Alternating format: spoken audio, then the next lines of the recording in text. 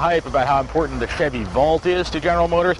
The truth is that the non-electric version of the Volt, the Chevy Cruze compact car, is really a lot more important. For one thing, they're going to sell a whole lot more of these cars, and as an entry-level compact car, it's going to be a lot of people's first taste of General Motors. Fortunately for GM, the first taste is actually pretty good.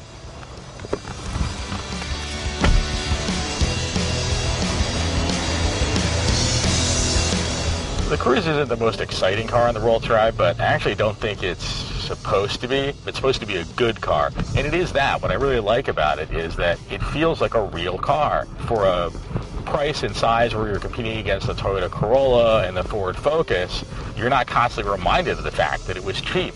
The interior materials are pretty darn nice, actually.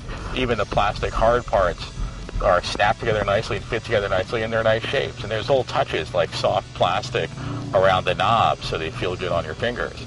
It's that kind of stuff that makes you feel like someone actually paid attention to the inexpensive car customer and really wanted to make something nice for them. It's a nice change for GM.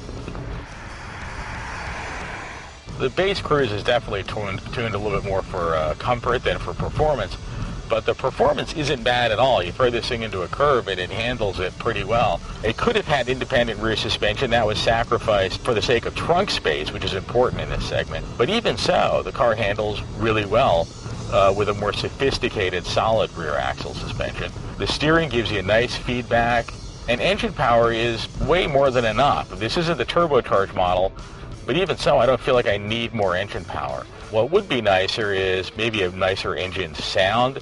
It does have somewhat of a lawnmower quality when you really push it hard, but it's not really that objectionable. I don't think most people will really be bothered by it.